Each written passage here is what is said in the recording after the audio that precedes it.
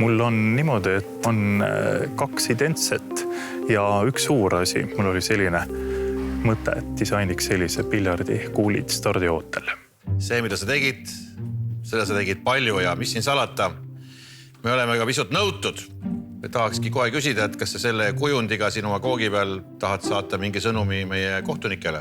Oleneb, mis turgal vaadata, aga see on... Keeruta nüüd välja, siin ei ole mingit turgal. See on disainitud kui piljardi munad stardioootel ja kõigile.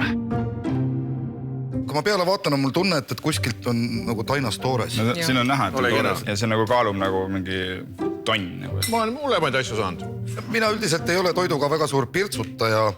Kui küsimus on ellujäämises, siis ma sööks seda, aga täna ei ole küsimus ellujäämises. Täna on väga kõva ja tihe konkurents.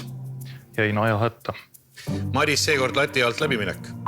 3 lahtist pirukat tähendab minu jaoks ikkagi 3 eraldi seisvat lahtist pirukat. Ehk siis me näemegi neid lõikepindu, kuidas on vormist välja tulnud ja kuidas on üldse tehtud seda. Et kui me teeme ühe suure piruka ja lõikame sealt 3 tükki välja, siis need ei ole 3 individuaalset pirukat.